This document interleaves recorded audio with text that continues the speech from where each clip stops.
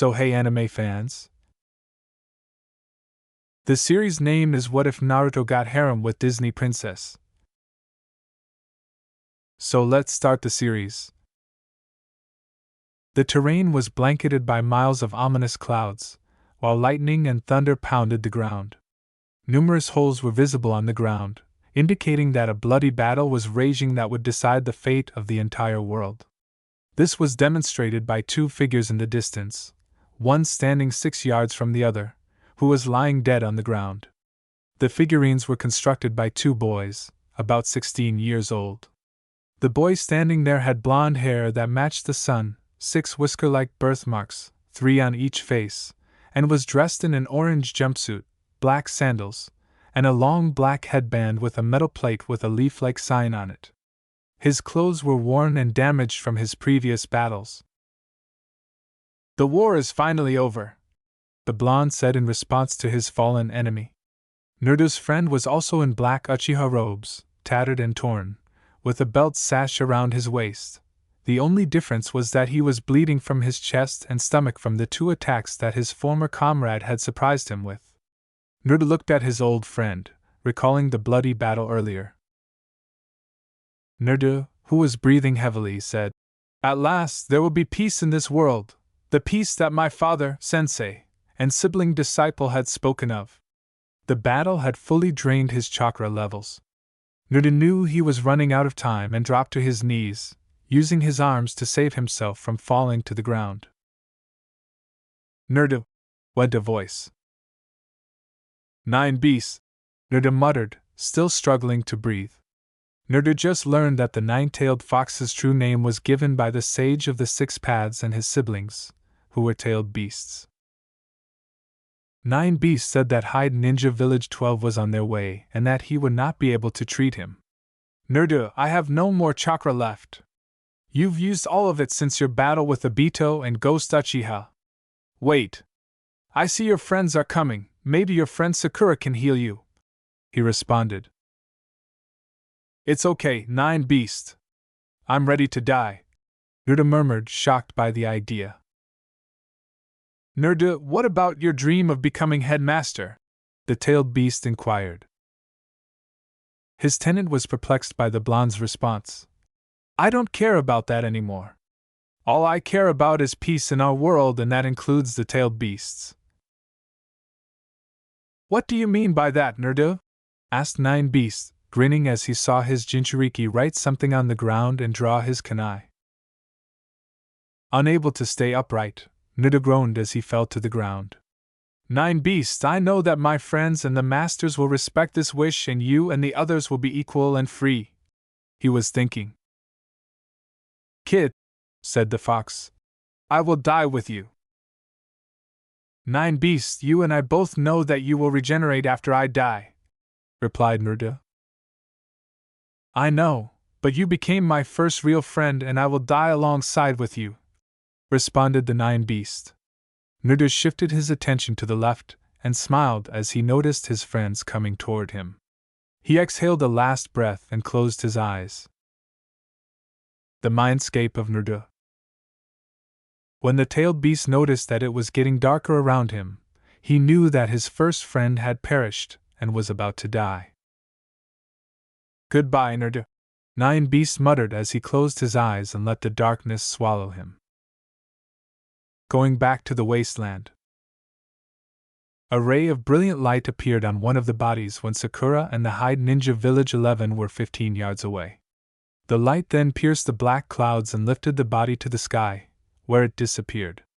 When they finally arrived at the area of light, their hyperactive goofy friend had vanished and all they could see was the corpse of their deceitful Naruto comrade. Hinata shouted out in fear, "Where's Naruto? Where is he?"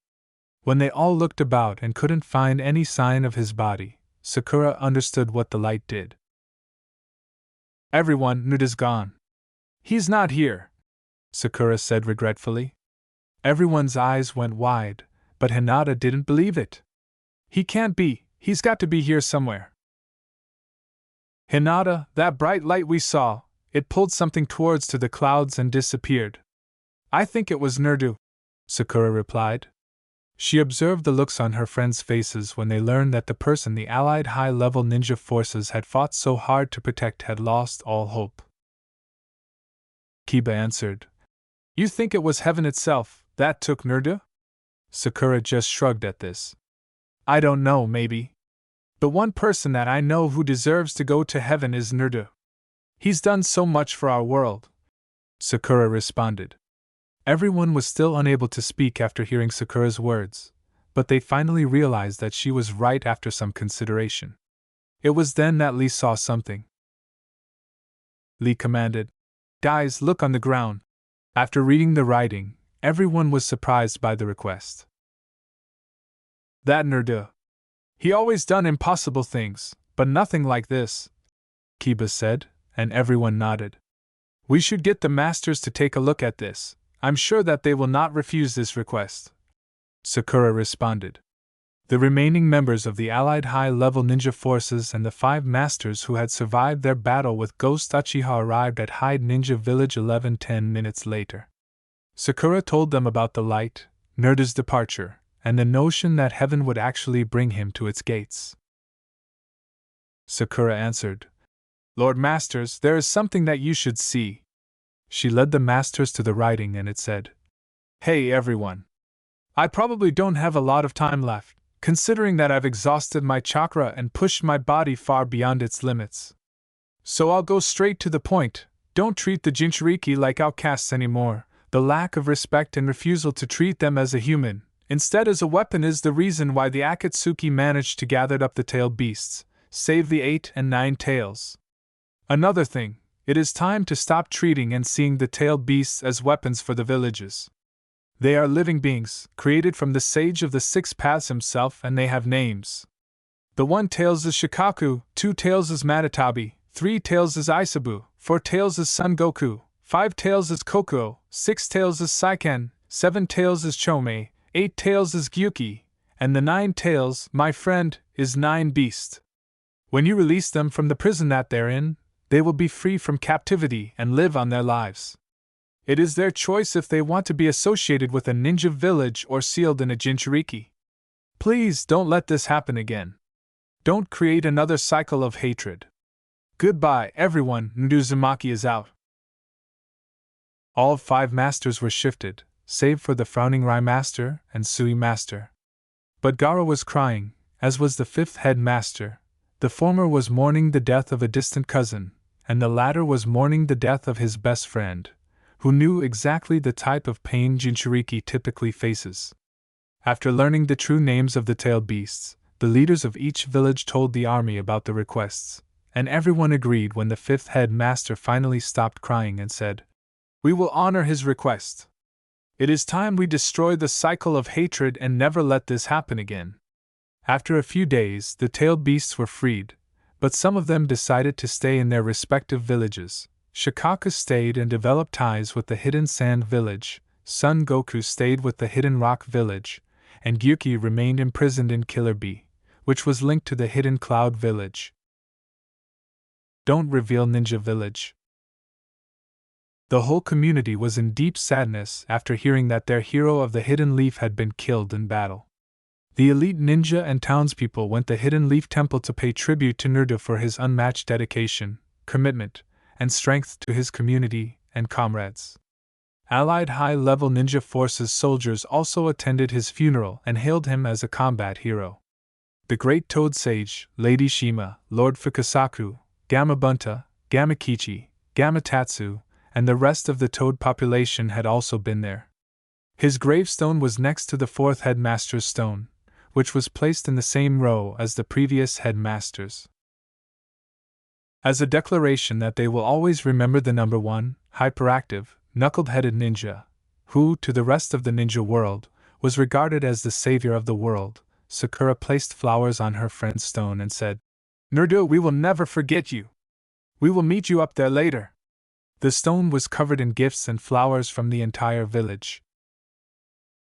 Another aircraft. When Naruto suddenly wakes up, he finds himself in a large white space that looks to be a train station platform. He proceeded to see whether anyone else was okay after realizing that his clothes were no longer ripped and torn as they had been. "Where am I?" asked Naruto. "You really are dull, aren't you?" said one voice. Naruto recognized it and turned to see Nine Beast, his tailed beast, standing in front of him. Naruto could never get used to his friend's height and sheer heft, and he wondered why Nine Beast was with him. Naruto answered, "Nine Beast, how are you here? Is this heaven?" Nine creatures sighed at this. The fox announced, "This is purgatory, the plane between life and death," shocking his human companion. "You really should have paid attention to your classes in the Ninja Academy." "Purgatory? Why would we be in purgatory?" asked Naruto. "I can answer that for you, young one," a voice said in response. When Naruto turned around, he saw Nine Beast, who was still expressionless but had a somewhat surprised expression, surrounded by light so strong that the blonde had to cover his eyes. The elite ninja asked, his eyes still hidden, "Who are you?" The lighting was slightly lowered so that Naruto could identify the figure as a woman wearing a white kimono. "I'm Kami," Kami said. Naruto dropped to his knees and bowed to his god as his eyes grew wide. "You brought me here?" Naruto asked. "Yes, I brought you and Nine Beast here," acknowledged Kami. "Why?" asked Nine Beast. "Because the two of you are not done yet," Kami replied, confusing the tailed beast and his human companion. "What do you mean we're not done yet?" asked Naruto politely. "You have done incredible deeds for your world, especially how you two had gotten along in the war and built so much trust in each other in such a short amount of time. Now there is another dimension whose peace is in danger," replied Kami. "Another dimension? Why can't the people over there protect the peace?" answered Naruto. "Because there will be obstacles that they will need help to overcome, and they have little to no experience in battle. You have an extraordinary amount of battle experience, and your abilities will help them greatly, along with your friend here." Kami let out a sigh. Naruto had thought about this many times, but Nine Beast already knew what his Jinchuriki had come to. "I'm in," said Naruto. He saw the faint look of relief on his deity's face, but he had one last idea. "Kami, is it possible that you could send Nine Beasts back home?" the blonde asked, stunning the two. "Why?" Kami asked. "Because Nine Beast would have the freedom that he's always wanted," Naruto replied, before hearing the tailed beast chuckle. "Naruto, I am going with you, whether you like it or not.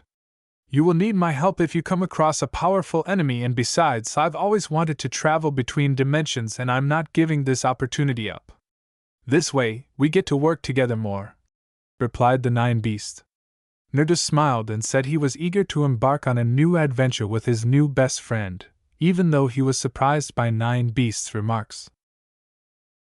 "All right then. Kami, send us to the dimension and we'll do our best to help preserve the peace," Naruto replied eagerly and resolutely, to which Kami smiled and held out her hand, obviously perplexing the seasoned ninja. "Come here, Naruto. I have a gift for you," Kami said. Naruto came over and held out his hand palm up as she had instructed. A light appeared between the hands, and something that looked like ice popsicles materialized and fell into Naruto's hand. With a "What the heck is this?" look on his face, Naruto asked. "Kami, what is this, some sort of weapon?" "Yes, it can change you to whatever weapon that you want," Kami replied. Naruto retorted, "This isn't a weapon. It can't be a weapon." When the ice popsicle was hurt and sank down with a sad squeak, Naruto felt guilty and surprised that the weapon had feelings. The blonde also chuckled. Naruto said, "Okay, I'll give you a chance," and his weapon hopped up and down on his hand. "Another thing," Kami murmured. Naruto saw the goddess reach out with her right hand and summon a scroll similar to the one he had worn during the battle with Pain. "In this scroll holds an infinite number of ninja tools, kunai, explosive tags, wire, smoke bombs, and shurikens. Kami replied to Nuda's question. What's in the scroll? Nuda was happy. Thank you, Kami, Nuda said as he carried the scroll across his back and tucked his new weapon into his right pocket. Okay, we're ready, said the expert ninja.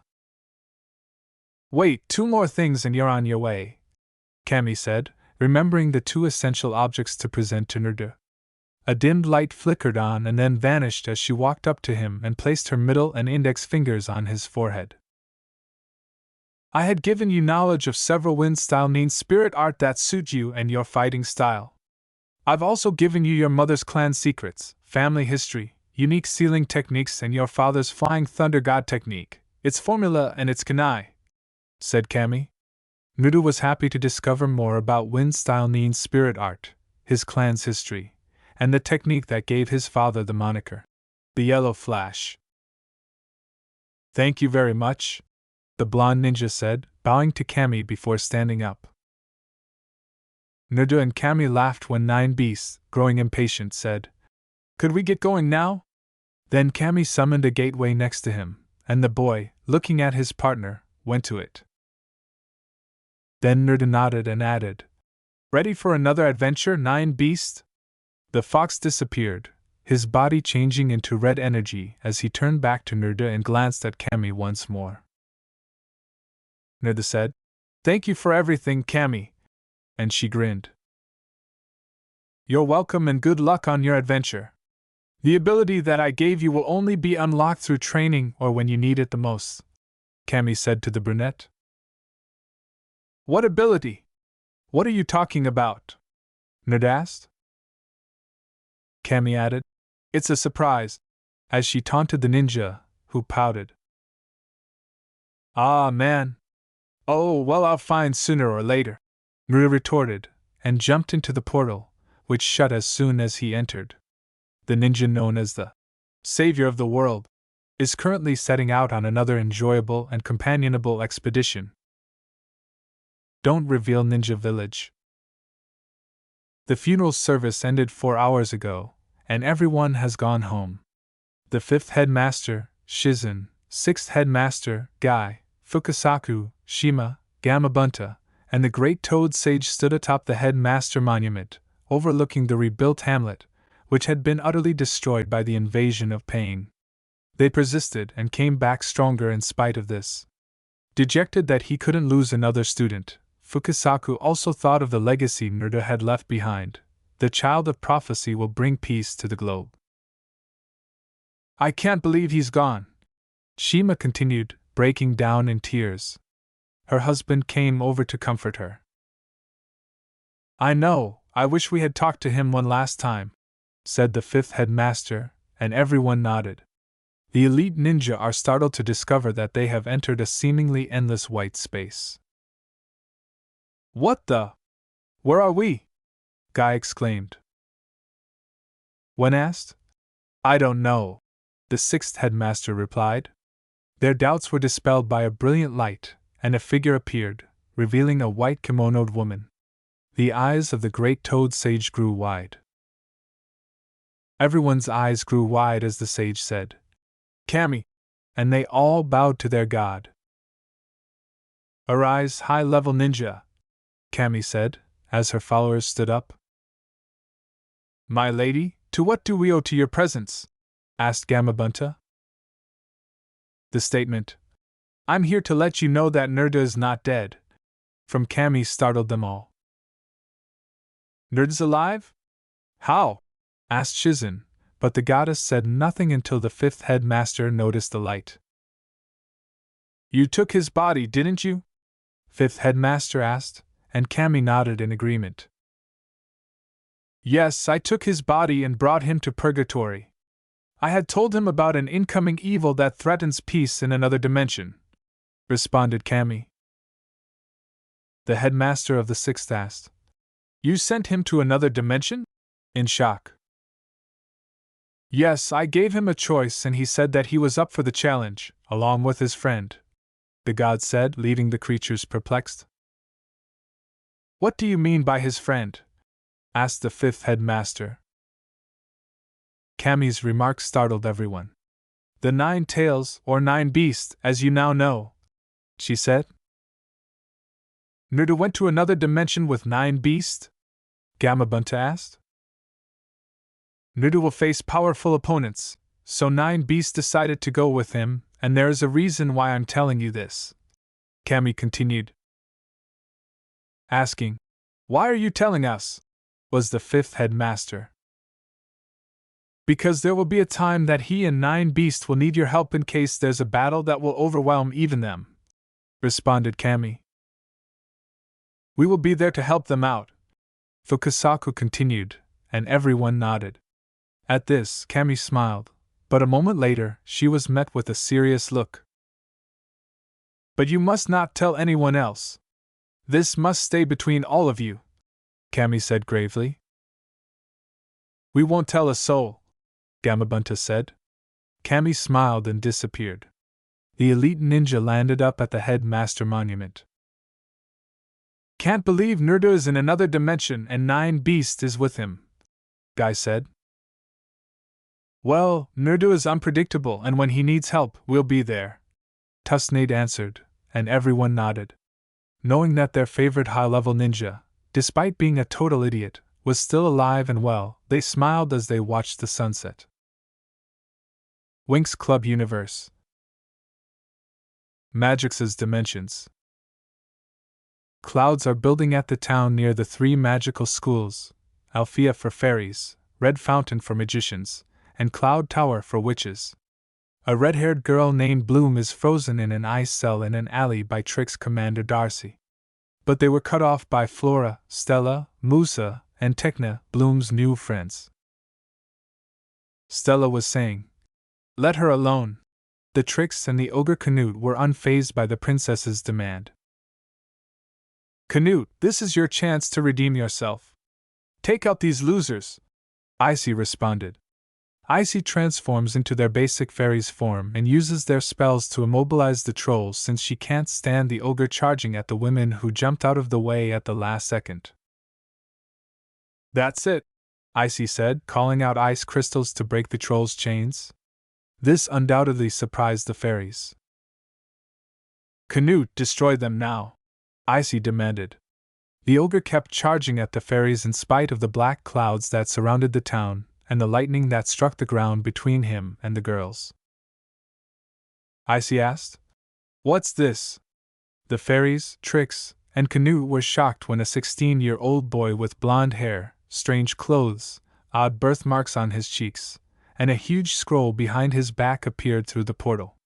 As the portal closed behind him, the kid was confused, but then he saw the Trix with Canute and turned to find the girl stuck in ice surrounded by a group of winged girls.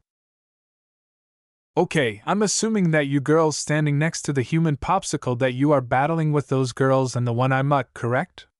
Naruto remarked, crossing his arms and pointing to the 2 groups. When the females nodded, he turned to the troll and said, "That's all I needed to know. I'm going to say this once, leave now," Naruto said sternly. No emotion ran through the Trix, but Canute could feel the child's strength and knew he was no ordinary human. "Ha, you don't know whom you're messing with," replied Darcy with a sly smile. Naruto shuddered, remembering one of the terrifying trips Sakura forced him to go on to the Hidden Leaf Village. "Yes, I do. I'm dealing with 3 girls who put too much eyeliner and don't know a thing about makeup," he said. This comment caused a vein of rage to form on Icy's forehead. "Canute, destroy him," said Icy. After a moment's hesitation, the troll charged toward the boy who was simply standing there, which made the fairies uncomfortable. Stella tried to warn the visitor by shouting, "Move, get out of the way!" But it didn't work. The 2 groups of magical beings were stunned and the troll flew out of the alley when Canute dodged and struck Naruto with an uppercut to the chin. Naruto said gravely, "I'll say this one last time, leave now." He just ducked and gave Canute a single punch that sent him flying, asking, "How can that be? He can't be normal," Icy thought, but she made herself ignore her all. "All right, boy. You want to mess with witches? You got it," said Icy coldly. Naruto was a little confused because he had never heard of witches before, but since he is in a weird dimension, everything is different. When Icy threw another round of ice crystals at the child and the fairies, Naruto jumped in front of them and quickly deflected the approaching attack. Wind style, vortex shield, Naruto declared when the last hand signal was finished. Naruto and the fairies were protected from the ice attack by a wind vortex, but the crystals were cut into nothing when they hit the shield. Icy and her sisters were amazed when they saw the boy summoning the wind to protect him. The ice crystals were likewise broken by the fairies. When the shield disappeared, the Tricks, particularly Icy and Stormy, were not happy. "Alright, how about a little lightning?" Stormy asked, taunting the group by summoning a purple from the sky, but Naruto struck back. Naruto released a gust of wind in the direction of the lightning and attacked, going straight for the witches. He whispered, "Wind style, air bullet." The three of them ducked away as they stared at the infant in shock. Why were his attacks superior to ours? This was quickly matched by the Sun Fairy, who took off her ring, tossed it into the air, and transformed into a staff. But Icy had had enough and started to accumulate magic so she could use one of her strong spells. "I've never heard or seen wind-based attacks being superior to ice and lightning-based attacks." "Hang on, everyone. We're out of here," Stella said with a swish of her staff, and Naruto and the other fairies disappeared. With a start, Icy said, "What? No, they've escaped again," as the situation abruptly changed. In the city somewhere, Stella accidentally revealed Bloom's identity to the other fairies as she was trying to keep Bloom warm. "You poor thing. Well, you could have lasted in that ice for 15 more minutes. Considering you're from Earth and all, you've done splendidly, Bloom," said Stella. The three of them simultaneously said, "Stella!" as Stella turned around uneasily. Flora answered, "Why'd you call her Bloom and that she's from Earth?" "Well, it's kind of a long story. I'll explain everything later." Stella put her pointer fingers together anxiously, and Bloom laughed, but he also noticed the boy standing behind them. "Who's that?" Bloom said, pointing at Naruto, making the child uncomfortable as the girls stared at him. In a happy tone, Stella said, "He fended off against those witches and saved you." According to Bloom. "Oh, thank you very much." "You're welcome. I'm just glad you're all right," Naruto said, laughing, ignoring Bloom's little flush. "We never did get your name," Tekna said. "Oh, well, my name is Naruto Uzumaki," the skilled ninja explained. "Hello, Naruto," replied the natural fairy. "I'm Flora." "I'm Tekna," says the music fairy. "I'm Musa," presented herself as the tech fairy. "I'm Stella," said the happy sun fairy. "And I'm Bloom," said the red-haired girl. Naruto felt a hand on his shoulder just as he turned to go. "Well, it was a pleasure to meet you all. Now it's time for me to leave," he said. "Wait, where are you going?" asked Flora. "Well, I haven't really thought about that," Naruto replied, chuckling shyly and caressing the back of his head. "Well, you can come stay with us," Bloom said to the boy and children, seeming surprised. "Pardon us for a moment," Musa said, and pulled Bloom into the group huddle and away from Naruto. "Are you crazy?" asked Musa. "What?" Bloom asked. "What do you mean, what? You know Althea is only for fairies, meaning only girls," Musa responded. Naruto was unaware that he was in the middle of the road until a hovermobile honked at him, at which point he jumped out of the way and said, "Watch where you're going, huh?" as Bloom and her pals turned back to face one another. "But he saved us and it looks like he has no idea where to go," Bloom stated. "Yeah, you're all right about that part, but what about her assistant? It's most likely that they're not going to let him stay. Most importantly, can we trust him?" said Musa. Bloom attempted to hide a faint flush, but Stella noticed and said nothing. Yes, we can. I have this feeling that he's different somehow, Bloom responded. Well, we can try to hide him, but we need to find a place for him, responded Tekna. When the females agreed, they turned to see Naruto tinkering with a kunai at his fingertips. The ninja put the kunai away and waited for the girls to make a decision when he saw them coming. What's up? Asked Naruto. You can stay with us in our dorm for tonight, but you have to stay hidden, understand? Musa said, groaning, surprising the blonde. Naruto said, Are you sure about that? I mean, I don't want to get you girls in trouble because of me, in a stressed tone. Flora answered, It's okay. Come on, we have to get going now. The group started moving toward Althea. When the group got back to the school, the females were dressed regularly. Naruto engaged in conversation with the women, learning about their backgrounds, interests, and personal life. I want to be honest, Bloom said. To avoid being noticed, Stella said, We'll talk about it later. For now, just follow me. But unfortunately, the group was the focus of 2 spotlights. The head of discipline asked, Girls, do you know how late is it? Ms. Griselda said, Freeze, ladies. We were worried about you girls. Now go to bed right away and we'll talk in the morning, said Ms. Farragonda.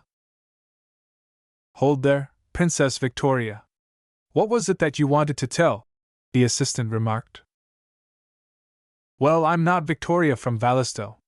My name is Bloom and I'm from Earth, Bloom responded.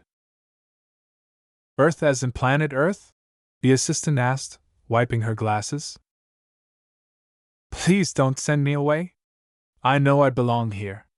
This is the most amazing place with the most amazing people ever, Bloom said, almost breaking down in tears, which made her pals grin. Well, I say you get punished. You broke 2 rules in one day and I think you should be turned into slime, answered the employee.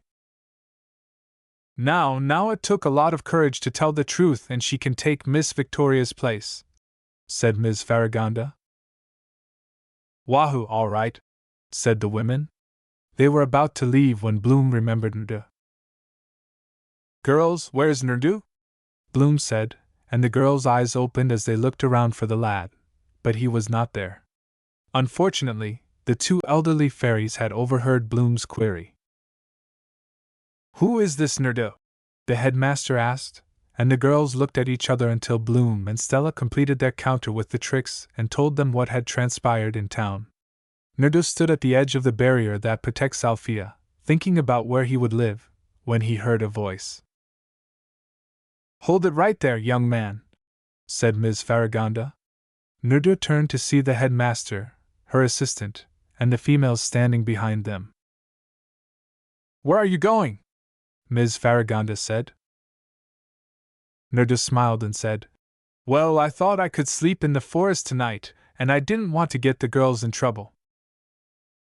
The ninja started to sweat after the final comment. Oh no. You didn't cause any problems for the girls and they told me what happened in town. Besides, there are dangerous creatures that hunt during the night, said Ms. Farragonda. The skilled ninja answered, It's no problem, I'm just happy to help them out. That's all. The headmaster can see that the youngster stands out from the others due to his enthusiasm, hyperactivity, and upbeat attitude. She startled her helper and said, You can stay with us for a while. We have extra room, somewhere, without knowing the location of the extra room. The extra room is in our dorm, said Stella, grinning. Are you sure about this? Her assistant said. Yes, I'm sure, and he doesn't look like the type of boy that will take advantage of the girls. Also, I'm interested to learn more about his wind-based abilities that the girls had mentioned, said Ms. Farragonda. You can trust me, ma'am, Naruto said, covering his lips and yawning. I'll explain my abilities later. Of course. Well, go on. You're obviously tired from your travels, she said, accepting the blonde's nod. When Naruto said, Yeah, well, thank you, Ms. The headmaster finished speaking. With a courteous bow, the ninja said, Yes, thank you very much, as she walked up to the women. Hold on for 1 minute there, the assistant remarked, stopping Naruto. Yes? From whose planet are you? I'm from Earth, Naruto responded, knowing that Earth was his dimension. You're from Earth as well? Asked Bloom and the assistant at the same time.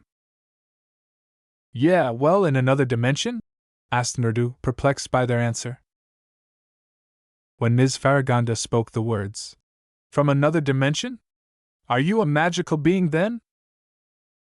Unexpectedly, Naruto calmly said, No, I'm 100% human, not this magical creature. What? Naruto asked. It's just that there is a barrier around magics that allows only magical creatures pass through, the assistant said, shocking Naruto. No people. Perhaps it's because of the 9 beasts sealed inside me, the ninja pondered, wondering how this universe functioned. Well, tomorrow we'll talk about this in more depth. Ms. Farragonda and her assistant were left behind as Naruto and the girls nodded and headed for the hostel when the headmaster said, You all need to sleep right now. I thought that all fairies on Earth had gone extinct centuries ago, the assistant said. Yes, but who is Bloom exactly? The headmaster asked. Even more important, who is Naruto?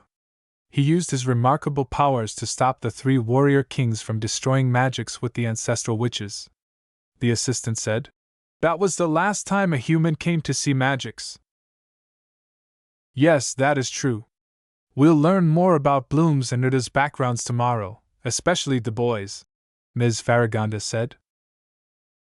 A castle with a throne room with 3 crystallized coffins standing upwards, each containing 3 beings, and some sort of writing and symbols in the center, surrounds the land. The trees are shadows of their former selves, and for miles there is nothing but a huge mountain whose summit reaches the clouds. Moments after thunder shook the castle and crimson eyes opened in one of the coffins, trying, but failing, to break free from its confines, a normal coffin rose from the stone floor, and the creature closed its eyes as if it were focused on something. The coffin opened to reveal a burly black man with a hood on the back of his shirt, a black mask covering his head except for his eyes, 2 swords on his belt, and a symbol on his chest that looked like a hand holding a sword handle. The man bowed to the coffin that held his master prisoner and said, Awaken, my servant, in a cold voice. Master, the warrior replied. You've called me. Yes, I could feel Magix's presence. This figure bears a remarkable resemblance to the one who had imprisoned my siblings and myself. So that we can be released, bring him to me. It shall be done, master, the warrior muttered, disappearing into black smoke before reappearing outside the castle and creating a doorway that opened into Magix.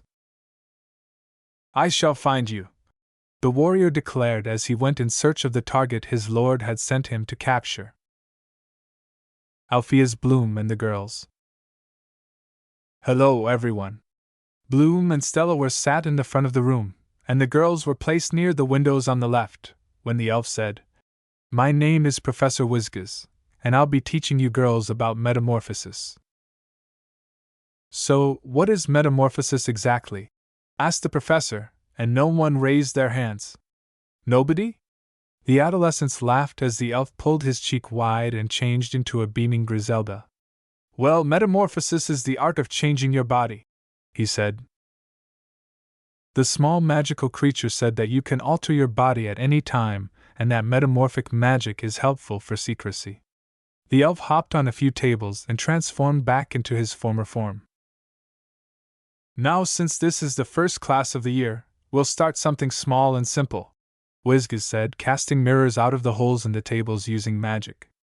Naturally, every girl, aside from Naruto, grabbed them. Changing your hair color. It should be easy for you women. Bloom gave up after trying and set her mirror on her table in front of her, feeling disheartened, while the most of the females were successful in changing the color of their hair. Bloom, it's too early to start falling behind. Wizgiz saw that the girl was giving up too quickly and said, You have a lot of homework to do. The office.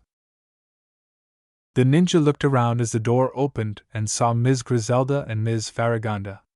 After being summoned early in the morning, Naruto was waiting for the old fairy in the center of the headmaster's office. He believed she was curious in both his wind-based attack and his ability to pass beyond the barrier that encloses magics.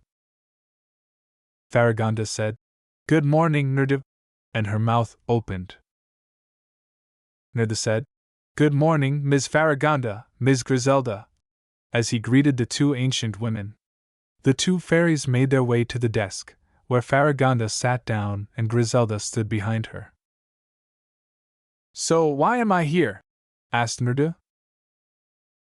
When the headmaster inquired, Naruto hesitated, weighing the consequences and if he could trust the two.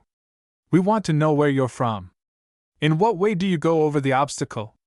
And how did you make your wind-based attack more powerful than a lightning strike? Naruto, you can trust them when it comes to our past. You also have my unique ability to detect hostility and negative emotions, but others don't have any of these attributes. 9B said. But what about you? I can't tell them about you, and I have no idea how I overcame the obstacle. Wait, you're at fault? Naruto asked. You can tell them about me, and as for your question, it probably has to do with your chakra as well as me being sealed inside, since you don't have magic, the fox replied. The ninja giggled softly as they looked at the elderly fairies. Hee hee, thanks 9 Beast, they said. Well, out with it, young man, Griselda said angrily. All right, so chakra is a special energy that exists in my culture. It is the body's synthesis of spiritual and physical forces and our life force. Incredulous, Naruto remarked. I think it's the reason I was able to get past the barrier. Griselda asked. Chakra. Where did I first hear that term? Please continue, Naruto, Farragonda whispered, and the ninja elite nodded. We can manipulate our chakra to do supernatural feats and battle each other as well as manipulate the elements around us to gain an advantage, the child said, leaving Farragonda and Griselda speechless. Isn't it dangerous to turn your life force against each other? Farragonda asked. Yes, when you used almost all of it in battle, the blonde shot back. But we practice to use more chakra and get stronger as a result. You still haven't explained your place of origin, Griselda said without pausing. In my dimension, I come from the Hidden Leaf Village, one of the 5 main ninja villages, said Naruto. You're a ninja, so you're an assassin? Griselda asked. Technically, no. The ninja in my planet are different from yours, and we do tasks to earn money for our clients. In response, the ninja said, the missions range from simple chores to escorting a high-powered person. The lad continued talking about the Akatsuki, his early years, his ninja graduation, and the tasks he had finished with his previous unit. He knew that the information he had just revealed would be a little overwhelming to the fairies, so he left the 4th high-level ninja realm war, and his deity sent him to their realm. I had no idea that a village would beat up a child at a young age for no reason, said Farragonda. Everything is okay. After completing my last task, I wanted to investigate the other dimensions I had heard about, therefore here I am, said Naruto. We appreciate your candor with us. Telling us must have been difficult, Farragonda said. No, it wasn't. The blonde shocked the two by declaring, I'm going to leave tonight. I have something else in mind now. What made you decide to leave? The headmaster tried to dissuade Naruto from departing by saying, You can stay here for a while and there is our annual ball going on tonight. I appreciate your kindness last night, but I have to leave. Regardless, thank you for the invitation, Rin said, beginning to exit the room. Is he leaving because we're questioning him? Asked Griffin. No, it's probably something else, Farragonda replied as she put her thumb and finger on her chin and thought about something. The Flora room. Bloom and Stella were on the bed with the former holding a mirror in front of her while Flora was caring to her flowers. I was the only one who couldn't do it, Bloom replied, still feeling disappointed that she hadn't changed the color of her hair. Well, you know what they say, practice makes perfect, Stella said cheerfully. You're right, of course. Regaining her self-assurance, Bloom said, I can do this. Stella then stood next to her, helping the red-haired creature. As Stella said, Now think about the best hair day you got. Bloom focused on that particular day, but instead her hair spiked up in the front. Bloom asked, frustrated, This is my reward? This year is going to be long, Stella observed. Slow down, geez. The forest outside Alfea. While walking in the forest, Nerdu, a master of spirit art, was looking at the trees, the animals, and the clear sky. Sensing the energy of nature, he smiled, realizing that this planet is passionately protective of its environment. Nerdu, what are we doing out here? Nine Beast asked. We're looking for a good place to build around, Nerdu said via the mind link since no one else was present to hear him talk to Nine Beast, or to prevent him from being gawked at as if he were crazy. Nine Beast had to ask, Build what? When the blonde said, Our house, his tailed beast was taken aback. How would you do that? You have no idea what you're doing when it comes to building a house, the fox said, his Jinchuriki twitching his eye a little. You believe that? Do you recall Kami sharing the mysteries of my mother's clan with me? In fact, she provided me the building designs for the house my parents occupied, said Nerdu. So, how long do you think it will take to build the house? A few days using clones? The fox asked. No, while the house is being built, I'll just pitch a tent and go hunting for a week or two. The high-level ninja stopped wandering and said, I found the perfect spot. He was reminded of the hidden leaf village by the great number of trees and a waterfall that was connected to a river that was moving downstream. You picked a great spot, kid. Thank you, Nine Beast. Now I got to go back, traveling around can be exhausting, Nerdu said as he leaped to the trees and headed back to Alfea. Cafeteria Alfea. Flora answered, Don't worry, Bloom. You'll be able to use magic eventually. I hope so, Bloom remarked with a hint of disappointment. Will everyone please pay attention to me? The girls turned to find their headmaster asking Farragonda while standing behind a table next to Griselda. As everyone knows, our Alfea traditional dance will kick off the new school year tomorrow night. The boys from Red Fountain School of Heroics and Bravery will be our guests, and they will bring gifts for you ladies, said Farragonda. The head of the detention said, but not too friendly. Supervisors will be present, and love and crush potions are prohibited. I don't care though, because dancing is encouraged. I remember meeting my husband at my first Alfea dance, where the headmaster enthusiastically declared that all classes would be cancelled for the whole day so that the women could get ready. Cloud Towers Academy. When Headmaster Griffin finally arrived, the students waiting in casual clothes were three familiar faces, the Tricks, and the headmaster took the podium to tell her what she had learned. She's scary, one student said. I've called this meeting in order to share some unfortunate news. Again, we are not invited to the annual dance at Alfea College.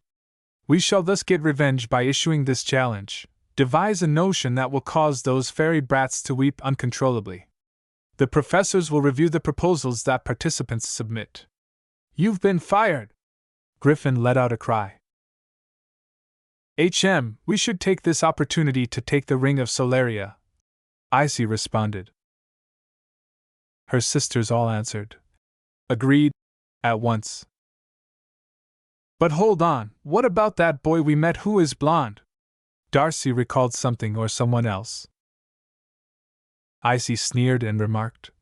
That boy got a lucky shot on us. The eldest sister held up her hand and created a tiny ice crystal in her palm before the three of them departed the room. Her sisters grinned menacingly and said, If he shows his face again, we'll show him what we're really made of. Stella's room. With the exception of the red-haired one, Flora, Tecna, Musa, and Bloom were all dressed for the dance. Stella added, You always got to look your best, while displaying an orange outfit. With Bloom sitting on the floor, Musa leaning against the wall, and the two of them seated on the bed, Stella remarked, I used my credit card that my daddy gave me, but it's totally worth it. It was calling out to me, demanding that I obtain it. Yeah, it certainly is you, Musa remarked, amused that the shopping queen Stella would buy the item. I wish we could use magic to make our outfits, Flora continued, and Musa concurred. As the nature fairy had said, I know, it took me forever to find this dress, Tecna echoed. Yes, but where did you find the dress, anyway? Stella asked, assessing the tech fairy. Tecna defended her outfit choice as the fairies heard a knock on the door stating, I'll have you know that this is the top dress in fashion. Then Stella whispered, Come in. The door opened, revealing their blonde friend from the night before. As Naruto walked into the room, he said, Hello, women. Wow, you gals look amazing. Not even noticing Bloom's frown because she was wearing a dress. Oh, thank you, Naruto. Where have you been? Stella asked. Just strolling in the woods. The fairies raised an eyebrow at Naruto, saying, It's really nice. All morning? Anyway, are you going to the dance? Bloom asked. Dancing? Which dance? Bloom explained about the Althea traditional dance with the Male Hero Academy to the teenage blonde ninja. That's all right. The women were taken aback when Naruto responded, I'm leaving tonight. I asked the females. What? But why? Asked Bloom. Thanks for letting me stay last night, girls. However, I need to find a home of my own, because this is a school for girls. The blonde remarked. I don't think I'll exactly fit in. Where are you going to call home? Tecna asked. What's wrong, Bloom? He saw Bloom's sad face in the woods and reassured her, saying, Don't worry, I can take care of myself and I'll come visit you ladies every day. The top-tier ninja asked. After thinking for a few minutes, Naruto turned to face Bloom. You're leaving already, even though we just met you. Would you be able to stay for the dance at least one more night? Inquired Bloom. Okay, I'll go to the dance, Naruto said after observing Bloom's joy, which inexplicably caused him to smile as well. All right, that's fixed. Now we can get ready for the dance. Naruto, what are you going to wear? Stella asked. This, the boy said, pointing to his ninja attire. That? Why? Because it's the only clothes I have. Deadpan Naruto. Bloom laughed a little, then remembered something important. The human fairy stated, I don't have a dress, and the dance is a few hours away, as she got up from the ground. Well, this is the best time of year to shop, Stella went on. I'm making sure all of my friends look their best for the dance, while withdrawing another purchase. The anxious Naruto said, Well, Stella, are you certain about this? Yes, Stella shot back. Think of this as a way to pay you back for keeping us safe from those witches. Okay, let's go, Naruto said, as he and the girls left the room. I hope this isn't similar to Sakura's shopping. Sweat was forming on the boy's face. town, a few hours later.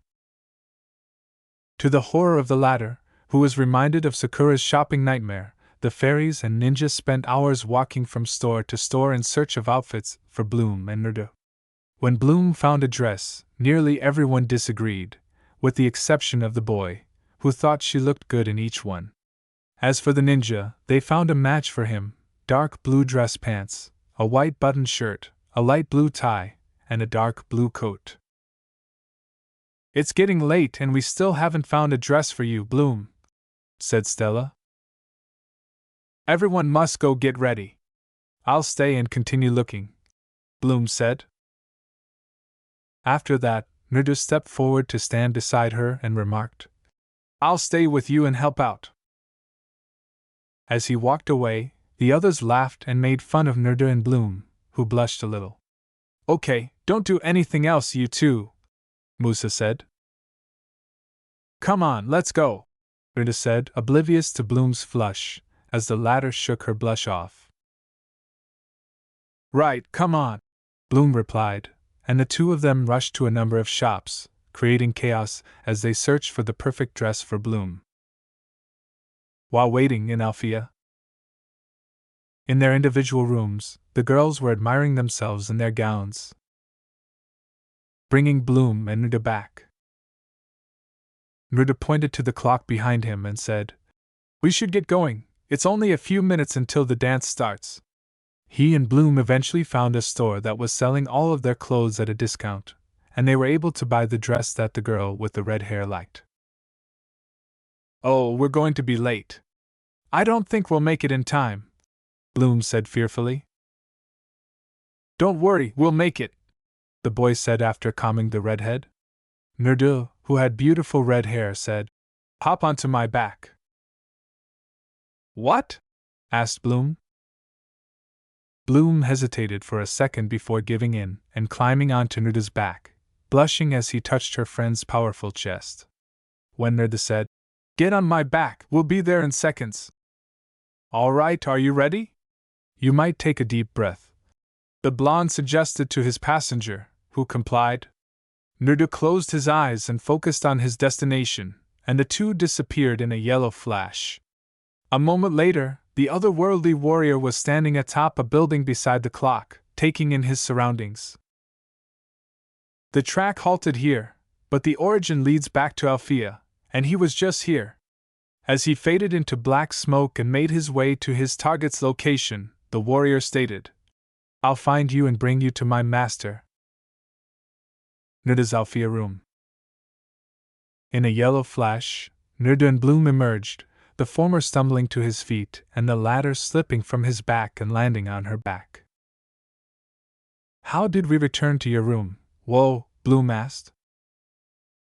"I actually used one of my skills for the first time." As he supported Bloom in rising up, Naruto pointed to the formula that was close to his feet and said, "It enables me to travel at high speed to anywhere in an instant, and it had to have this to work." "Whoa, that's incredible. You put it when?" "Just last night." "How many skills do you possess?" "I apologize, but it's a secret. You'll find out soon," Naruto remarked, leading Bloom to sulk. "You ought to change in your room." As his partner approached the door and opened it, he hesitated and turned to Naruto, saying, "You don't want to keep anyone waiting." "I appreciate your support. It was pretty meaningful," Bloom grinned. "You're welcome. For what purpose are mates there?" Sensing something outside with his negative emotion sensing talent, the ninja opened the window just as he was ready to transform, but nothing was there. Before the redhead turned around and shut the door, Naruto smiled back. I have a feeling that something is going to happen tonight." The Bloom room. Before using her magic to cut it, Bloom said, "Hey Kiko, I have something. It's too long, but if I have some scissors then I can make it work." Then she heard something outside, turned to see the Red Fountain boys approaching, smelled something burning, and noticed her dress on fire, which she was able to put out quickly. "Darn it, any time that you need something you can't find it," Bloom complained as she left her room and Kiko in search of a pair of scissors. In the tunnels below, Darcy said, I didn't know that we'd be walking, these heels are pinching my feet. As she carried a map. Icy held a flashlight in front of her, and Stormy held another lamp behind her. Once we have the ring and rule magics, you can have chariots to take you anywhere, replied Icy. Muttering, Please tell that we're there yet, Darcy said. You were the one with the map, Stormy noted. Oh, right, well, we're almost there, Darcy remarked. The Althea hallways. At a magic school, I can't find a pair of scissors. Bloom, still annoyed, added, This is really absurd. Then she heard something coming through one of the side doors. What was that? When Bloom heard voices, she started down the stairs. I think we're really close. When she reached the stairs with her sisters, Darcy remarked, The door is just up ahead. As soon as she saw them, Bloom whispered, It's those witches, and she hurried up the stairs before they saw her. The witches then continued down the hallway, using Darcy's magic sense to locate the boys' gifts while Bloom followed them covertly. Darcy said, Down the hall and make a right. After discovering the boys' gifts, the sisters and their uninvited follower decided to curse it with snake rats. After the spell was performed, they departed. Those princesses won't know what bit them, she remarked as Icy created an ice gateway on the wall, and the tricks departed through it. I've got to warn the others, Bloom replied, and she sneaked off to the ballroom to do just that. The tricks outside the ballroom. Icy crouched in front of her sisters as the three of them huddled behind a few bamboo trees, saying, I can't wait to see the snake rats. How long will it take for the fairies to start throwing up? Icy said, turning back to face Darcy. With only one taste, it will only take a few seconds. Inside the ballroom. When Bloom got there, the ballroom was packed with students from both schools, and she was looking about for her friends. Then, avoiding unwanted attention, Bloom walked carefully across the dance floor and said, Oh, where are they? However, when she struck someone in the back with her head, especially Brandon, that didn't happen. Bloom said to the taller boy, Hey! I was looking for you, Brandon said. You were? The nervous hero in training then put his left hand over his head and said, Hey, would you like to dance? Bloom answered, Yeah, definitely, as she sprinted past the boy, confounding him and making him reconsider. When she finally located her pals, she exclaimed, Hey, gals! She caught their attention, pausing and gasping for breath. Why did it take you so long? Was the first thing Tekna asked. What's the matter? Flora asked, grinning and closing her eyes. Then, to avoid curious onlookers, the girls moved into the passages and waited for Bloom to describe the Trix's plan concerning the snake rats. Snake rats? The tech fairy asked, wiping her chin. Let me consult my database, Tekna replied, raising her left hand. A green light sprang from her open palm, showing a small black critter that looked like a rat. Snake rats, venomous swamp creatures which cause projectile vomiting from one bite. Horrible. Yuck! I know why they're doing this, Stella yelled. We have those witches envious. They wish the Fountain lads had given them a chance. When asked about the witches' motivations, Bloom informed her closest friend. Well, actually, they're not after the boys at all. Stella, they're pursuing your ring. We need to take action. Musa paused to think before he came up with an idea. Well, that's cool. This is something we can manage. Right now, we'll simply return to the hostel to retrieve the ring. It's too late. Look. The girls looked scared. Flora said, pointing to the ballroom where two Fountain students had brought in a chest full of snake rat eggs. Musa declared, No snake rats. Well, Bloom hurriedly said. They said the snake rats will hatch from inside the eggs. We need a counterspell and fast, Stella said, her palms out. Make a circle, concentrate on your winks, and connect our powers. When one of the ball girls opened an egg and a golden butterfly appeared, it was confirmation that the girls had successfully used the counter magic and transformed the eggs back into their original forms by concentrating their abilities as a group. Soon after, one of the fountain heroes gave them another snake rat egg, and Flora used a spell to offer the tricks a tiny welcome gift of their own. Oh, that was exhausting, Tecna said, looking fairly poorly with the others. Bloom, the redhead remarked, looking at the smiling Flora. You should put on your dress immediately. Oh, I see. Bloom halted as she looked about the ballroom, where the Earth Fairy had the women perplexed, and said, Have you girls seen Naruto around? Actually, no, we haven't, Stella remarked, looking at the other women. You ladies? Musa, Tecna, and Flora shook their heads. With a glance at Bloom, the Sun Fairy said, Nope. Oh, Bloom remarked, a little sad, then dismissed it. Well, I'll be back. I'll see you on the floor, ladies. Bloom left her friends behind and went to her room to get ready. After spending some time with Naruto, with his eyes closed and his breathing quiet, the blonde Jinchuriki sat in a meditative pose. Since he hasn't changed out of his ninja gear, his dance attire was spread out flat on his bed. He chose to meditate in order to relax because he was a little anxious, though he is unsure of the cause. He has found meditation to be incredibly calming ever since he discovered and perfected Sage Mode, and it occasionally enables an experienced warrior to be at ease. Naruto. Hi, Nine Beast. What is going on? When Naruto opened his eyes, the ninja stood up, cracked his neck, and stretched his arms and legs. At this, Naruto raised an eyebrow and inquired, How long will you stall? What does stall signify to you? The fox laughed a little when he understood. You understand what I mean. While Nine Beast groaned at the boy's gullibility. You haven't put on that suit since you returned from that horrible shopping spree, Naruto said, not liking it at all.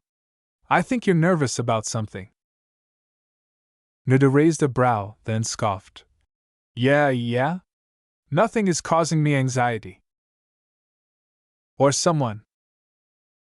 I don't know what ya mean, Naruto replied, hastily crossing his arms, missing the fox's irate. Bingo. Then, he felt a rush of strength outside the dorms. Saved by the bell! An extremely strong bell. As they ran out of the chamber and darted into the night to go to the source of strength, the ninja cried out. Outside of the ballroom, Naruto came out on top of a tree and saw the trick standing 10 yards away from Bloom, wearing a light blue halter top, a light blue miniskirt, a matching color short underneath the skirt, and light blue ankle boots. She also had on a small golden tiara with wings on her back, 3 rounded points on top of her head, and light blue gloves like wristbands that ran from elbow to wrist across her arms. Phew, I knew I could do it, Bloom says as the red lightning leaves her body, and she lifts her fists, as if ready to battle. Man, she looks cute in that outfit, said Naruto, whistling a little as the child disappeared and then reappeared in front of Bloom and the tricks, who were shocked. She lacks the experience to harness her incredible strength. I believe I should reintroduce myself. Naruto! A relieved Bloom sobbed. You, the sisters sobbed. You finally unleashed your power, the Jinchuriki said, glancing over his right shoulder at Bloom. Congrats, Bloom, but for the time being, I should take care of these 3. But I dash, Naruto answered. I'll handle them. The 3 witches, still stunned by the human's sudden arrival, started to approach him. What? After shaking the emotion, Darcy intervened to stop Icy from fighting the person. She stated. When Darcy said, We already have the ring, Stormy concurred. For now, There's no need to fight him. We'll have time to exact revenge on him for degrading us in the alley. After glaring at the blonde lad wearing the strange headband, Izzy grinned and snapped her fingers, causing the sisters to disappear from sight.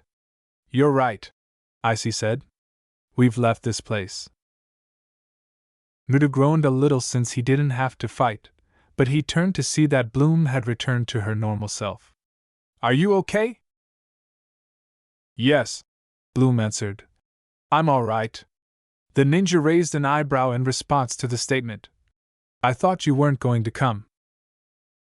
What made you believe that? Because I didn't see you at the ball. Oh, Nuda remarked, sheepishly massaging the back of his head. I was just meditating at the moment. I noticed a power spike coming from you when I got here, just as I was getting ready to change. Bloom was shocked by the boy's explanation. Really? It took a few minutes for Stella, Musa, Tekna, and Flora to come out and find the two outside. Nuda nodded and inquired. How have you two been out here? Flora asked.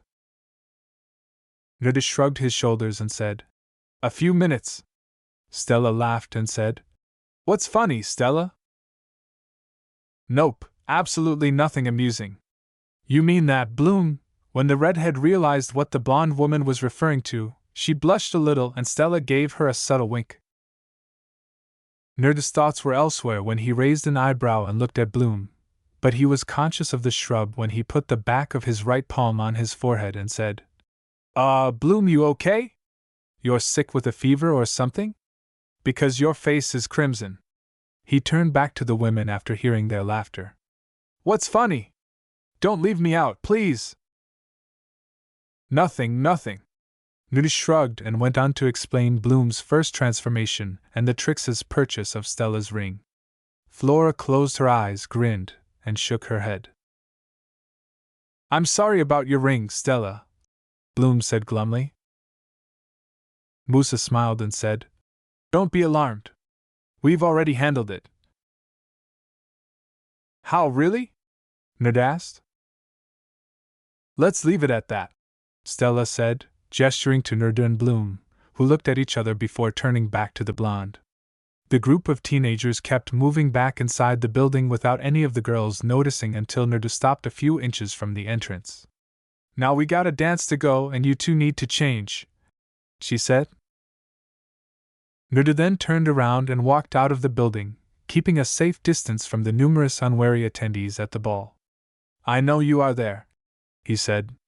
Back in town a little while ago, I felt you. Present yourself, he said in a calm but authoritative tone. The child remained silent, keeping his eyes on a swivel to observe his surroundings. The person who had been following him finally materialized in front of him, standing 15 yards away. A huge guy. Why is everyone dressed in black? Is there something fetishistic about him? Kid, act like you're the one speaking. Your orange apparel is a disgrace to all ninja clothing in our planet, if not all worlds. Nuda received a tick mark on his forehead. Hey, please don't step on the orange. He opened his mouth to speak, but the man in front of him cut him off. You are my target then. You wear the same emblem on your headband, and you look a lot like him. However, your energy level and those whisker lines convey a different message. The tall man nodded, perplexed by what his opponent had stated. Wait, you mean someone from my world came here? He asked Althea. What was his name? Nuda remarked.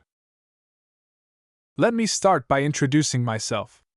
My name is Zorak, and although we don't know his true name, we do know the nickname he was given back in your room. Yellow flash of hidden leaf. The man retorted, making fun of him. Nuda's and Nine Beasts' eyes grew wide with shock as they learned the new information from Zorak, who decided to take advantage of his opponent's weakness and charge at him.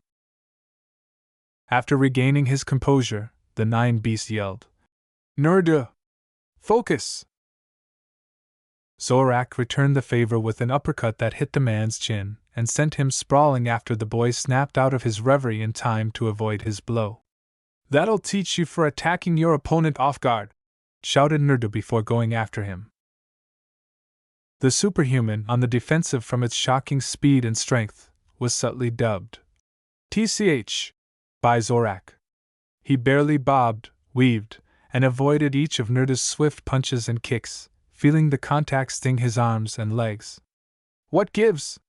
He's faster than the yellow flash. And his punches really packs a wallop, Zorak said as he parried another attack with his left forearm. Naruto saw an opening and took advantage of it, kicking Zorak in the chest, then sideways with a right roundhouse kick, and lastly onto Zorak's chin with an upper left kick that sent him flying. Just as he was about to attack again, he saw Zorak flying, something that very few individuals in his planet have ever done. As Zorak pulled out his two swords, which were encircled by a reddish-black aura of brightness, Naruto pouted, saying, "No fair! That's new. Wah dash!" He felt something in his pocket and pulled it out, exposing a little, impervious weapon in his hand that looked like ice.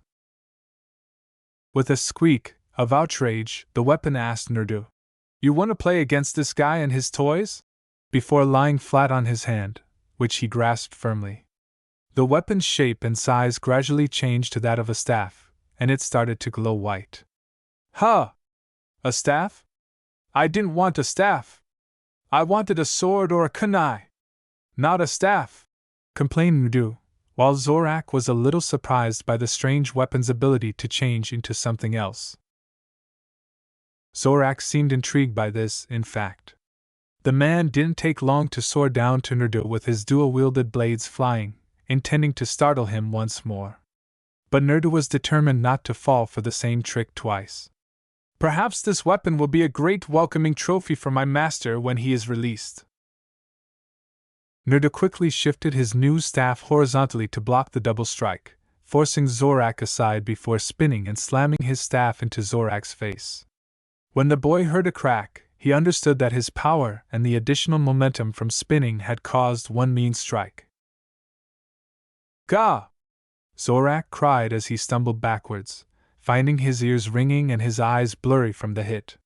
While the latter was spinning his new staff over his head, he observed the young adolescent standing in front with a smile on his face.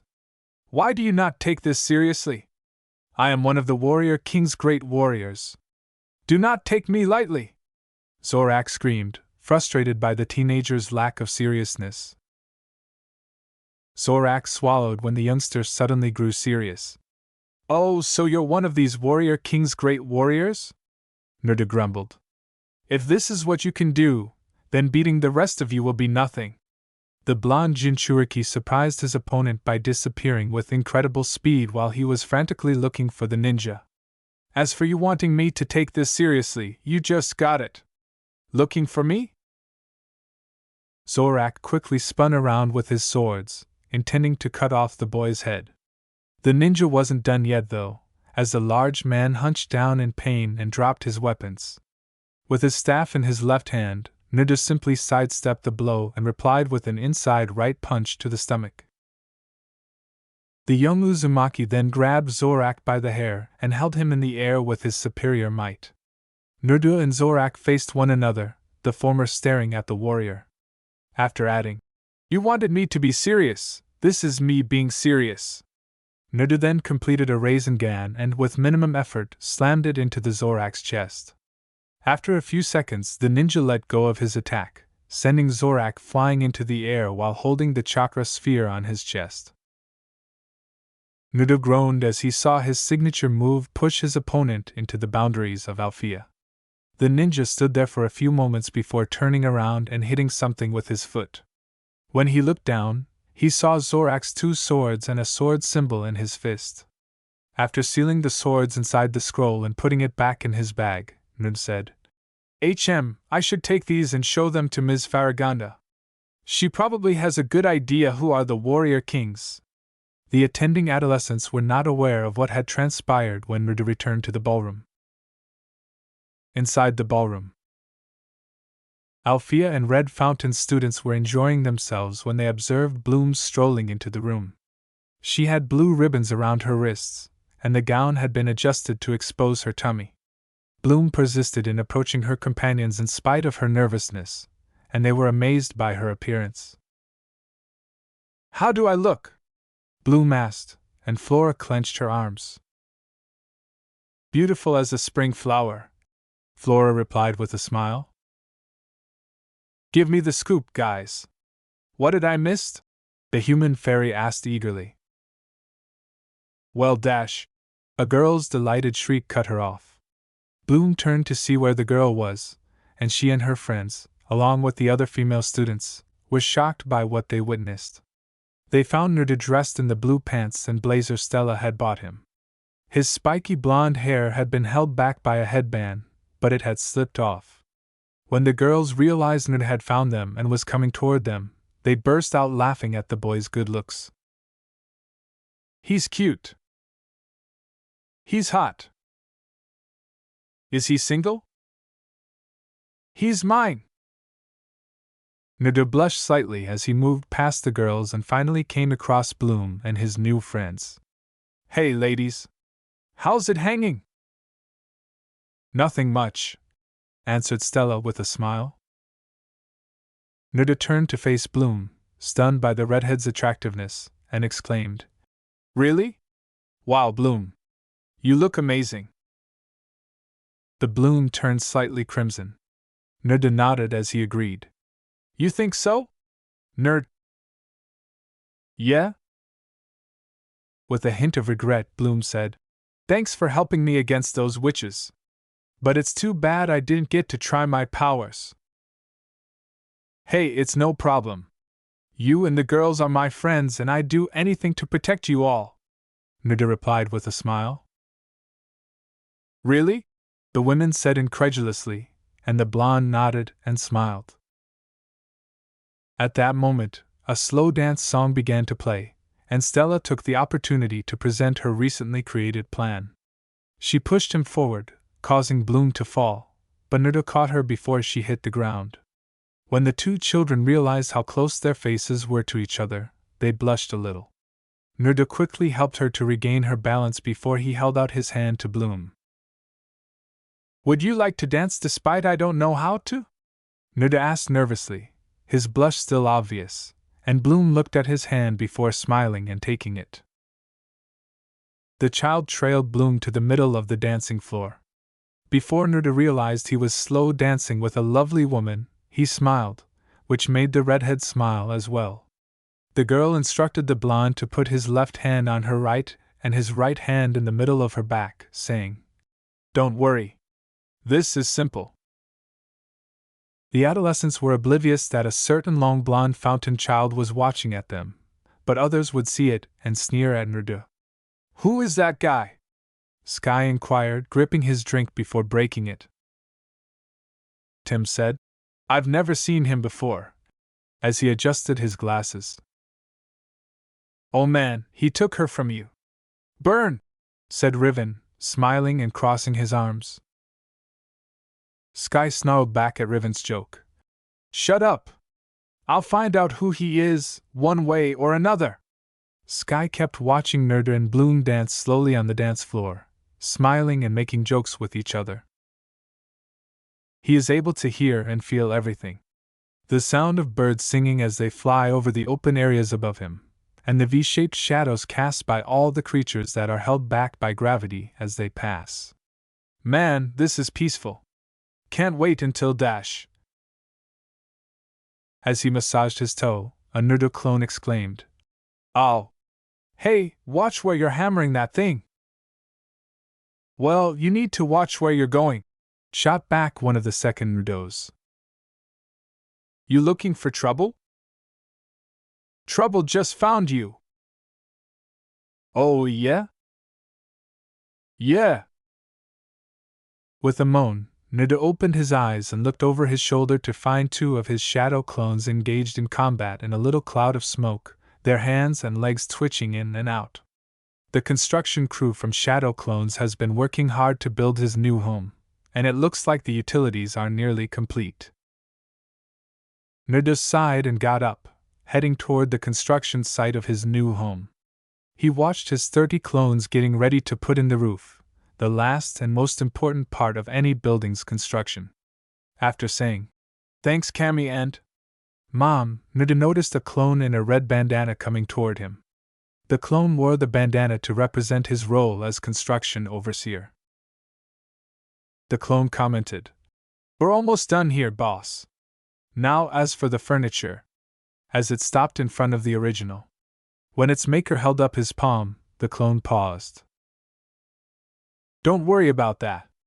Ms. Farragonda told me that she has some furniture in Alfea. I'm going to send a clone to retrieve them," Nuda said anxiously. "Are you bothered by what Ms. Farragonda told you about the warrior kings?" Nuda nodded before jumping to a tree and starting to hop from one to another. "Yeah, well, it's a beautiful day right now, and I think I'll walk in the forest, perhaps meditate on a tall tree. Once you guys are finished, one of you disperse and wait for 10 seconds between each other. I don't want to have a headache like last time." As Nuda leaped from tree to tree through the vast networks of trees and plants, he recalled the information from the old fairy. Rewind, 2 hours after the ball night. The Farragonda office.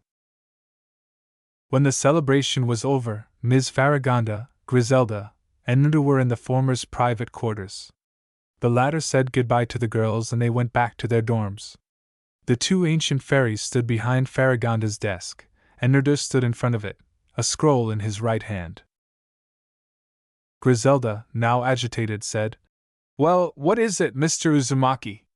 It's late and I want to sleep," lifting her glasses to rub her eyes. Farragonda was in agreement with this. Indeed. The news that Nuda had been attacked tonight startled the fairies. He took a breath before letting it out. "I'm sorry, but I don't think this can wait," he said. "What? When?" Griselda asked, conscious of her grogginess. Farragonda also became quite serious and watchful. "Explain everything."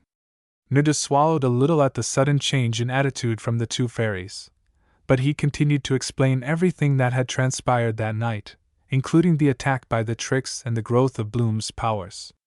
He even opened the 2 swords that had formerly belonged to Zorak and placed them on the desk. When Nuda concluded his statement, Farragonda and Griselda both had open mouths and shocked, terrified expressions. Ms. Farragonda? Ms. Griselda? You 2 still here with me?" "Why you defeated A. Myomatan with ease?" asked Griselda, looking taken aback.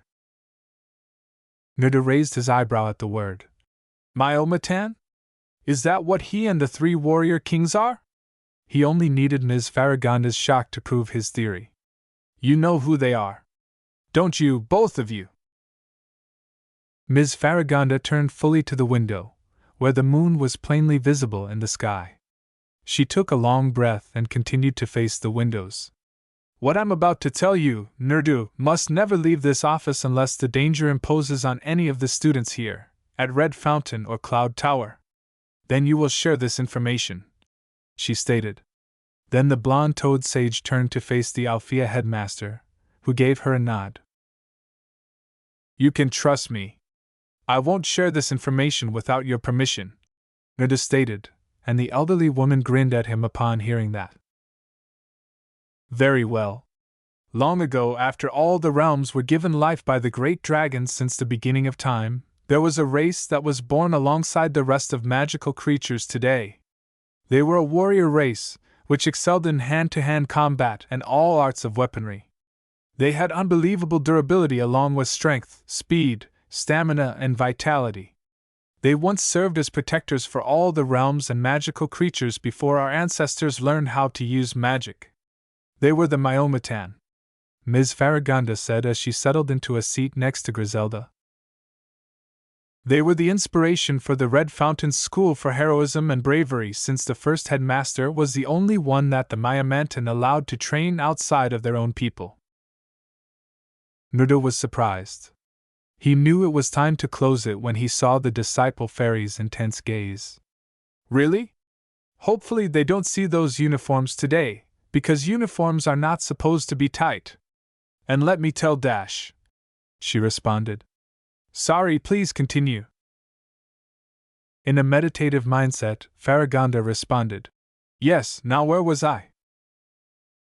You talked about Red Fountain's first headmaster being the first one trained by the Myometan. Farragonda chuckled a little. Thank you, Nerda. Pleasure. We magical creatures kept in touch with the Myometan, and eventually agreed they changed their status from protectors to law enforcers and magics. Years went by and peace was prosperous and present in all of the realms until that fateful day. Then Nerd asked, What day? The birth of the trio brothers. They were heirs to the royal family of the Myometan. The youngest, Raiga, excelled in hand-to-hand combat and is the fastest Myometan. The middle brother, Argo, has the highest endurance and stamina. The blonde ninja took Farragonda's prolonged pause as a sign of hesitation and concern for the older trio brother, and Nuda waited after that. At long length the elderly headmaster said, But they're nothing compared to him. The oldest brother, Raisin, is the strongest of his brothers. His strength, speed, stamina, and power make the rest of his people look like weaklings. Griselda said, But that is not the worst part, which left Nuda confused. But it's not. Then what is? Jinchuriki asked. The brothers discovered an innate ability that was long forgotten in their race. They could absorb a mystical energy that is present in the ground and the air and all the realms. This energy seems to enhance their power to greater heights. Nerda put his thumb on his chin. So this transformation gives the brothers a power boost. Does it give them the ability to fly as well? He asked after clearing his throat. That sounds a lot like Sage Mode.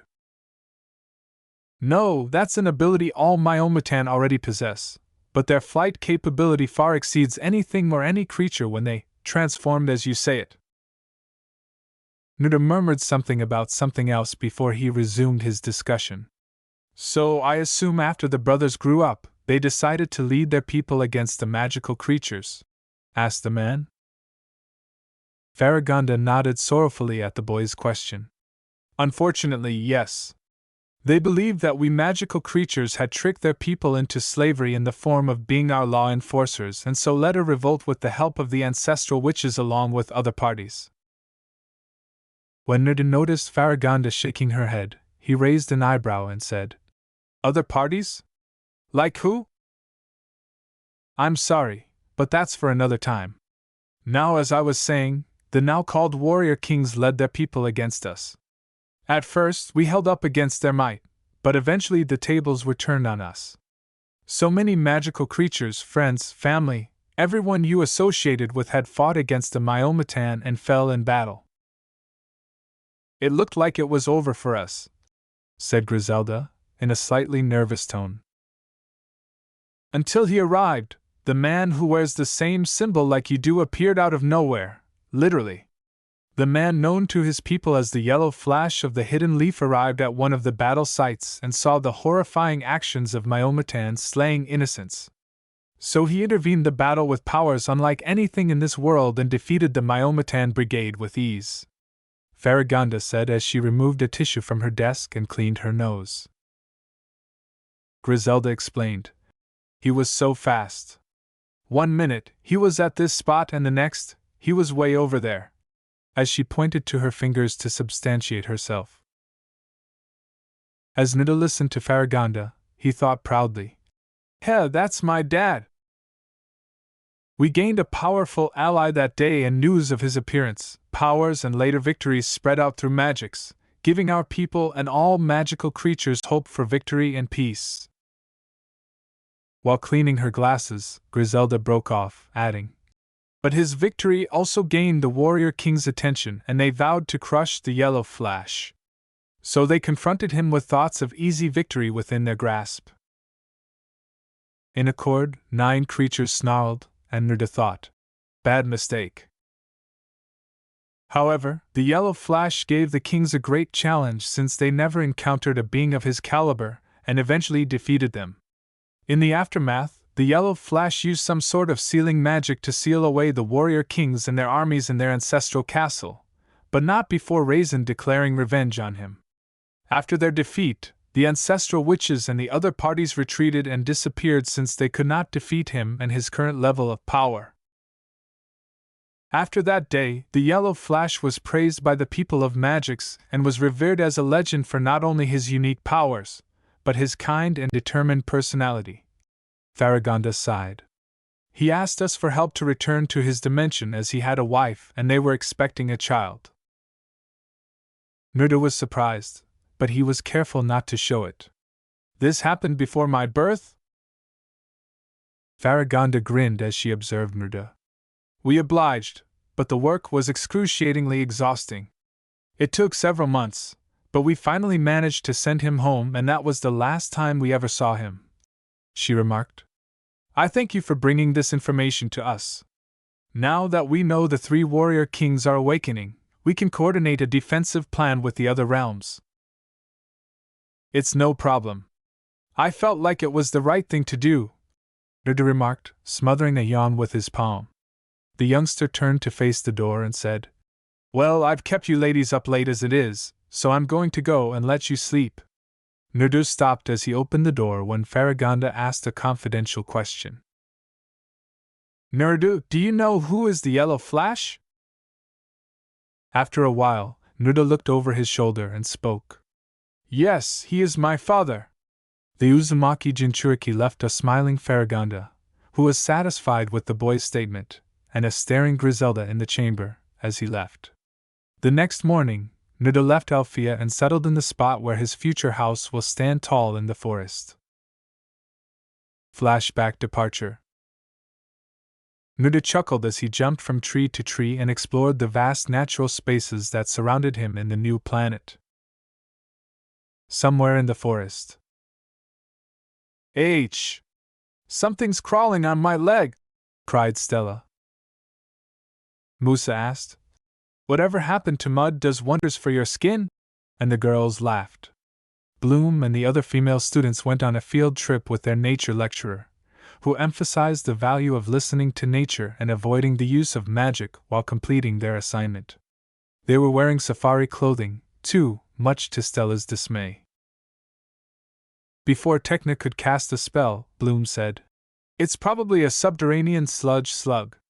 Nothing like a simple step-by spell can do the trick. Techna, no! We can't use our magic. We must listen to the voice of nature, Bloom said. Bloom's right. We should all close our eyes and listen, Flora said as the females shut their eyes. But instead of listening, Stella pointed out that they smelled something. The females yelled in revulsion at the smell. Smells like old socks, Stella said suddenly. Musa exclaimed, It's some kind of gas. Let's bounce, as soon as she saw a bubble on the surface of the marsh. When Musa and Flora shouted in irate, Take cover! The girls quickly left the marsh and crouched behind a log, searching for bubbles of air on the surface. What is that? Stella asked as Bloom picked up a medium-sized stick with her right hand. Let's find out. Bloom threw the stick and it hit one of the air bubbles, causing the gas to explode, releasing a silvery, gray gas that turned a tree to stone. Get down, everybody! I guess my information was incorrect. Techna was disappointed to be mistaken, but Bloom immediately cheered her up. Don't worry about it, Techna, says Bloom. Yeah, otherwise we would literally be statuettes, Stella continued, making both herself and her friends chuckle at the joke. Later in the air, Riven was flying red fountain children across the skies on a red hoverjet. Brandon gained control as he saw Timmy approaching from behind. Brandon asked, How's our prisoner? Grouchy but good, Timmy said before turning to face the long blonde-haired person who seemed to be very confused. Prince Sky, everything all right? The young blonde prince revealed his true identity to Tim and Riven on the night of the dance, except for Brandon, who had already agreed to change his identity with his friend. Riven chuckled a little. He's still upset about Whiskers stealing his dance with that redhead. Hey, her name is Bloom and I'm not upset, not entirely, said Sky, gesturing to Tim where he sat. Have you found anything about him? Tim shook his head. Nothing at all. There are no records of any kind. It's like he doesn't exist anywhere, the prince said, giving his chin a dubious pat. According to Brandon. Come on, Sky. The guy doesn't look like trouble, nor does he want to cause any or looking for. Besides, Bloom seemed to know him pretty well. This was an attempt to quell Sky's interest about the mysterious whiskered boy. Sky was about to object when the aircraft jerked as if something had hit it. Are we hit? If you knew anything, Prince Sky, then you would know that nothing is showing up at the sensors, Riven said while securing control of the jet. But then they were hit again, and this time they fell and smashed to the ground. The boys managed to get out of the ship when they heard a shout approaching them. Bloom and the girls approached them, and she questioned, Are you guys okay? They saw smoke coming from the jet before it touched down. Sky responded, Yeah, we're fine.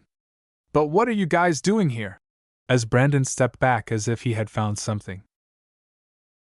We're going on a field trip for nature class, Bloom answered. So what about you guys? What are you doing around above the forest? Brandon found footprints in the mud and the hole in the hull. Guys, the troll escaped, he remarked. Riven promised to keep Sky's and Brandon's identities a secret, but she was going to call Brandon by his real name. Prince Sky. You're right. He shouldn't have gotten far with the addle shackles. They work like tranquilizers, said Brandon. Sky. You mean these? Asked Sky Brandon, pulling out a pair of shackles that looked like they were made for an elephant.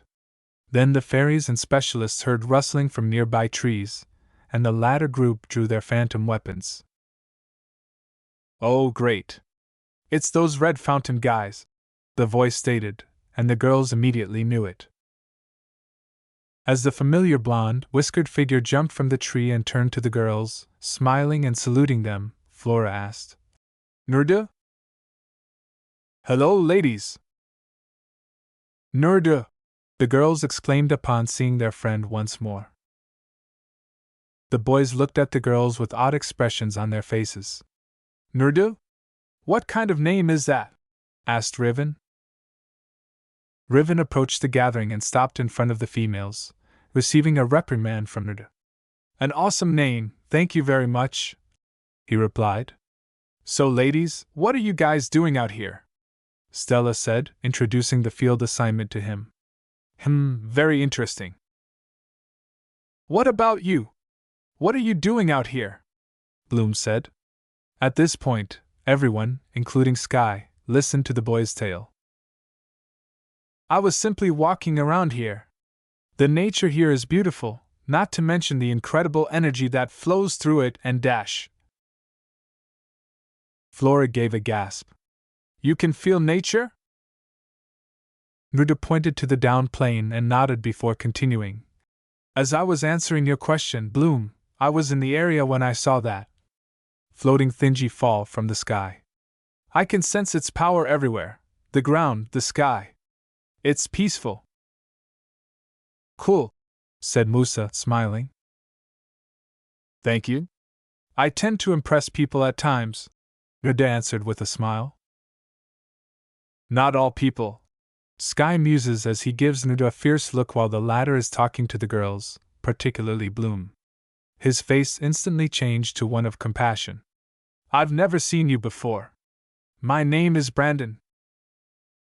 Prince Sky, Timmy, and eventually Riven and Amo met the Jinchuriki. Nurda Uzumaki. It's good to meet you, Nurda. You were quite a mystery back at the ball, Tim said nervously.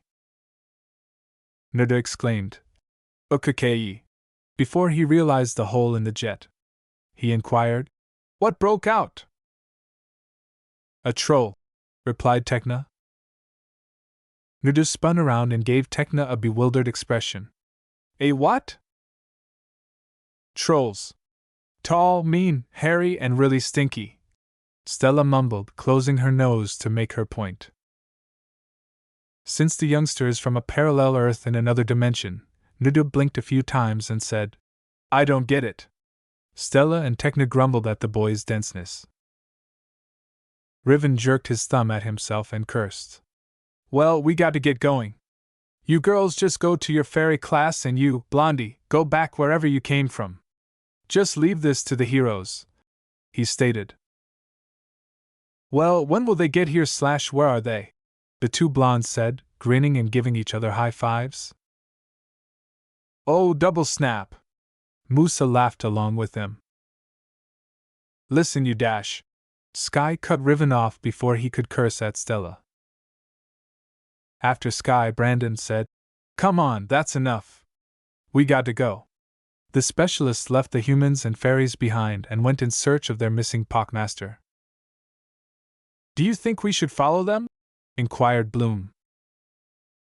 Please, after the two that Riven gave to us? Stella asked. Yeah, Flora said, raising an eyebrow. He was rude. I think we should get back to our assignment and let Riven deal with it. As Stella turned to Bloom, the Sun Fairy jokingly said, Flora's right, Bloom. If Riven wants to get eaten, then I say bon appetit, right? Flora reprimanded the Sun Fairy, saying, That's not what I meant, Stella. When Nerda said, Did you guys notice the hole in the ship? The females whispered about it. Tekna responded, The parameters around it indicate a blast came from outside. Tekna's right, Nerda said, grabbing the women's attention. His hand was near the ship, as if he were checking it over. It is consistent with an attack from outside, specifically a long-range attack. You mean that there is someone out here, with us? Stella asked, her voice tinged with concern. Well, I think we should investigate, said Flora, and she and the others turned to the deeper part of the forest. Stella was not fond of this notion. Investigate? INT there? She asked, pointing to the overall wooded area. When Nerda shouted, Come on, Stella! Where's your sense of adventure? The girls were astonished by his charisma. How's this? I'll tag along and investigate with you girls. Really? Asked the now ecstatic Bloom. Nerda nodded and smiled. Yep. Any questions? Musa responded, raising a hand. Yes, Musa? Do you have any idea where we're going? For a brief moment, Nerdo adopted a reflective stance. I have a general idea, but that's the point of adventure, right? Plus, you girls look like you need excitement on this assignment. All of the girls exclaimed, Yeah! With the exception of Tekna, who didn't seem to be feeling very comfortable at the moment. Onwards, my fellow adventurers! Nerdo exclaimed with delight as he guided the girls into the dense forest. Tekna groaned as she slowly trailed behind her friends and their man leader, catching up to them. Hello, nature! Could use your guidance now.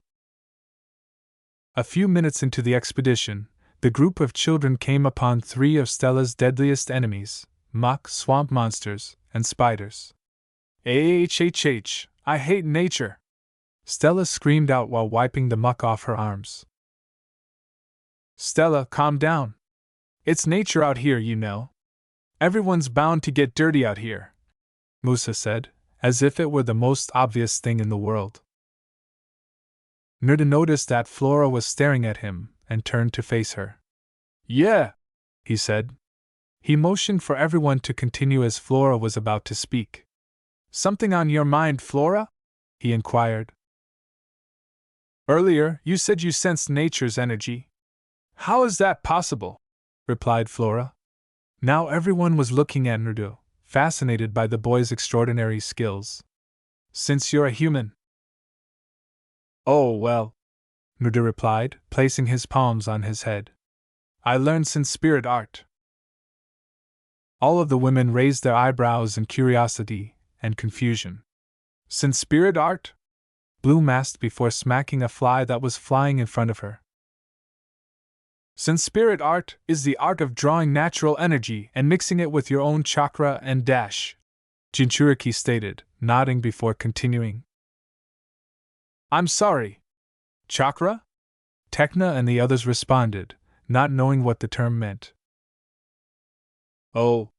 It's another word for the life energy that resides in every living thing's body back in my world. In your girl's case, it refers to your magic inside of you and all magical beings and magics.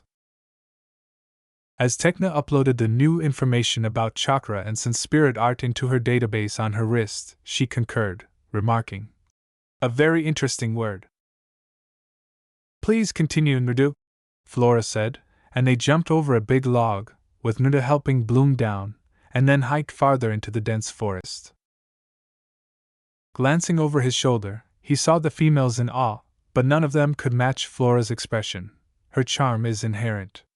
As I was saying, since spirit art allows a person to draw in natural energy and mixing it with your chakra, you enter an empowered state called Sage Mode, which drastically increases the power of your spells as well as your strength, speed, stamina, durability, and perception. With a grin on his face, Nerda replied, You're surprised. I expected as much.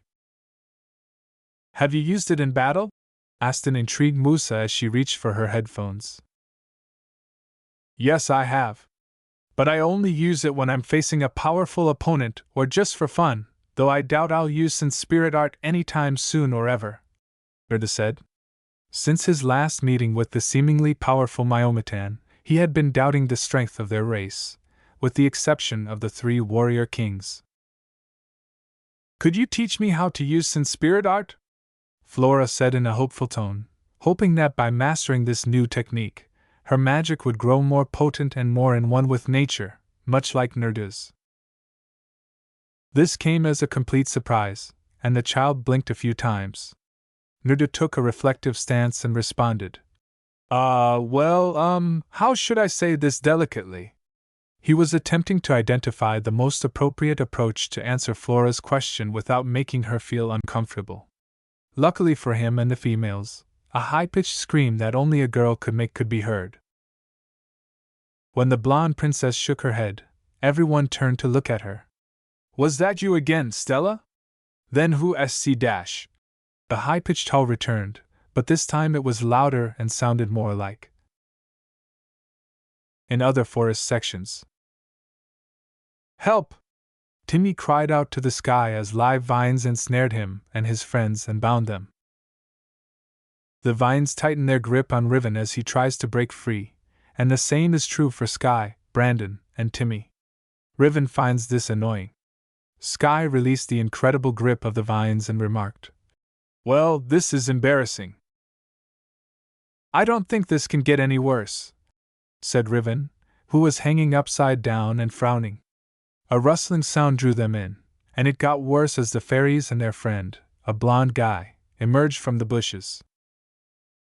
With a loud laugh, Nerda ignored the approaching vines and remarked, It just got worse for you, bud. Before he realized it, the vines had around his feet, and he was hanging upside down. He could hear the laughter of the specialists. Shut it! Flora calmed the vines, saying, Everything's all right, little plants. Nerda and the specialists felt the grip on them easing before they were released. The troop hurried out of the woodland. They heard a voice behind them just as he was about to grasp her left hand. When Brandon saw Bloom, he said, Hey, it's good to see you again, Bloom. When the specialist and fairy turned in alarm, they saw a grinning Nerda with his arms resting on the back of his head. They asked, Why are we whispering? You guys got scared so easily. Bloom gave the passing Nerdu a playful shoulder smack. Before they left, Nerdu, the girls, and the specialists decided, We're still looking for the troll, right? It'd be better if we stick together. You know, strength in numbers. She went alongside the ninja, inadvertently leaving an irate Sky in her wake, screaming, "Don't do that! Dang, man! He took your girl again!" Riven muttered to the blonde specialist, who brushed him off and stepped in front of him. "Yo, Whiskers!" Naruto glanced over his shoulder and said, "Where are you from? Which realm do you hail from?" The other specialists were staring at the ninja as he was ready to reply, but Stella spoke before him. "He's from Earth!" the Sun Fairy cried joyfully, shocking Sky and the specialists. "But from a parallel Earth, and he has powers." Timmy squinted and said, "A parallel Earth? That's impossible." Tekna indicated Nudi. Timmy gave him a sheepish pat on the head and said, "He's the living proof, so it's not impossible." "So you're human? And you have powers?" Sky asked incredulously, and the ninja nodded. "I've never heard of a human having abilities. The only Earth beings who have powers are the Earth Fairies." Stella was enjoying the company when Brandon strolled up behind her and said, "Didn't you hear Stella? He's from a parallel Earth. That must mean there are more of his kind back home." Pushing a vine away, Naruto said, "Yep, there are more like me." "What can you tell us about you and your people?" Timmy inquired, holding a device next to his right index finger, ready to input fresh data about a new world and its people. In response, Naruto said, "Sure." Then he thought, "Just tell them about Neen's spirit art, Tai spirit art, and Jen's spirit art. Plus chakra, and that's it." Over the next few minutes, Naruto shared with the specialists what he had told the girls about chakra being all living things before going over the 3 main skill types that he and his people practice. Eventually, the group of teenagers came out of the jungle and came across a huge river that divides them from the dry land on the other side. "There's no way we can get to the other side without the current dragging us," Tekna remarked, confirming Timmy's conclusion. A number of round wood stumps drifted by them, and Brandon pointed to them. Everyone looked at the stumps and the other side before turning to face the blonde specialist and asking, "How about those?" "What?" That's when Bloom started looking for someone. "Where's Naruto?" The fairies and specialists turned around and exclaimed, "Over here!" They were amazed to see a waving Naruto standing across the river. He would have said, "Why are you just standing over there? Come on!" if he had known what was going to happen. The group is still traveling a few minutes later, and Stella and Riven give Naruto a hard time for the ninja's accidental return to the river after saving them. He thought there was no end until he heard the sound, which was almost like music. "Aha!" Timmy said as he adjusted his glasses. "Someone's in trouble." Naruto gave him a mocking look. The group searched the thicket and discovered 3 females dressed like Bloom and the other girls surrounded by a tall, blue creature with dark blue hair. The Jinchuriki asked inquisitively, "What is that thing? Oh, so the screams of fear didn't give you a hint?" As Tekna put it bluntly, "That is a troll, Naruto." Bloom remarked of the brown-haired girl, "And that is a Mari," before understanding when she saw the troll. "That's the same troll who was with Canute back home. We have to save those girls or they'll turn into fairy dust." "Don't worry, I have a plan," Brandon responded. "Phase 1, the girls will distract the troll." Stella gasped when she heard him. "I hope the troll eats the girls isn't Phase 2. She expressed her disgust at being involved in the plot. He assumed he would see the lad with the whiskers, but he didn't see him. Sky answered, "Don't worry. Tim and I will pin him down while Brandon and Riven slip the shackles on him. And Naruto, where is he?" Bloom started to worry for him while the group searched for him. Then his voice reached them. When the fairies and specialists turned to face him, they were taken aback by what they saw. Naruto was sitting idly on the comatose troll's stomach. They said, Guys? What are you doing? You looking for someone?" When Brandon and the others arrived at his apartment, he exclaimed incredulously, "How? Nuda raised an eyebrow, jumped off, and landed elegantly on the ground. How what? How did you knock out the troll? Everyone was asking. The expression on Bloom's and everyone else's faces was amusing as the Jinchuriki pointed to the big lump on the troll's head and said, Simple, I hit him with a punch to the head. He was about to ask Bloom a question when one of the girls came up to him, and they thanked specialists for saving them in a hurry before they left. Well, are they grateful? Sky said. We did take too long about the plan, with a disappointed tone. When he felt Nerda's hand on his shoulder, he knew it was his.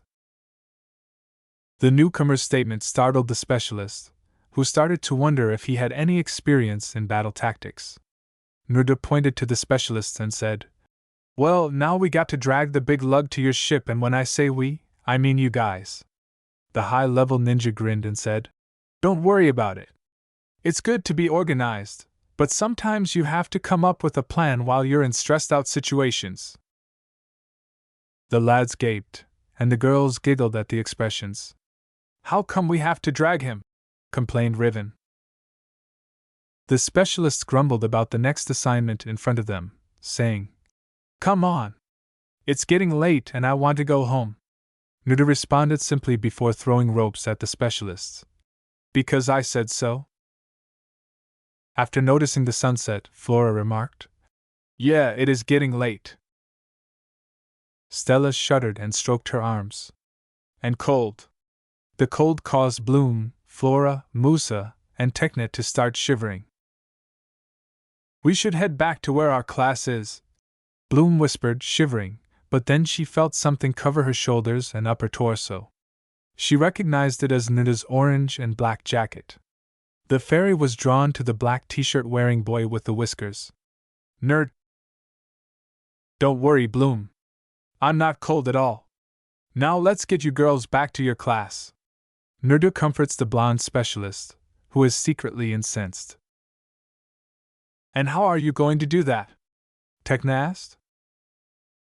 The specialists and fairies were shocked as 4 identical Nerdos appeared behind the original. Like this. The ninja used his fingers to create a cross seal, calling it Shadow Clone Spirit Art. He held out his hand to Bloom and said, Ladies, if you would. Bloom gladly accepted it before being placed on the boy's back. It's familiar. The original turned to the specialists as soon as the women mounted the same clones. Good luck with the troll, guys, he said as he, the clones, and the fairies took to the woods. The boys were amazed by the humans' demonstrated powers. When Riven said, Damn! I can see why she's into him. Sky became enraged and kicked the troll repeatedly. The Althea Bloom Chamber. Nerdu suppressed a yawn with his hand as he and Musa stood near the door. It was found that Bloom's group received the highest rating for spending the most time in nature after locating the girls' classmates and nature teacher. He was about to go after getting the clones' memories of the house being completed, but Bloom convinced him to stay for a bit. Bloom, what did you want to talk about? I've been thinking, we're a really awesome group and we should have an awesome name. What do you think? Bloom said excitedly as her pet rabbit considered the idea. Tekna rubbed her chin before she spoke. Actually, it's a pretty good idea. A name is good for quick reference. Stella got up from where she was sitting on the ground. The right name would give us that certain something. We could be called something like the Wonder 5, Stella 5, or the Power Troop, or the BSMTF. BSMTF? Asked Nerdu and Musa at the same time.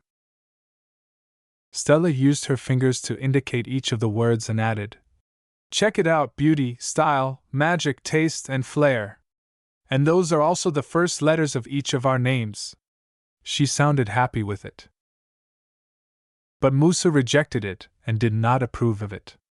Stella sulked and slouched. Nah, too cheesy. Flora raised her hand and stated, I say Bloom picks it. Tekna and Musa concurred. Bloom was a little surprised. Really? 'Cause I did come up with a little something and I even made a logo. Check it out. she said, taking something out of her drawer that had the word, Winx, printed on it. Musa, Flora, and Stella liked the color and design of the logo. With a hint of confusion, Tekna asked, But, so our name is Winx? Bloom smiled and added, Even better. We're the Winx Club. As she flexed her hands, sparks of magic appeared from her fingertips. When Nerda cleared his throat, the girls turned to see him. When Bloom yelled his name, he turned to face the door and began to leave. Cool name for you ladies. I'll talk to you in the morning. What? Glowing Bloom said. It's not just us, Nerda. You're a member too. A few seconds later, Nerda said a single word. Eh? To be continued.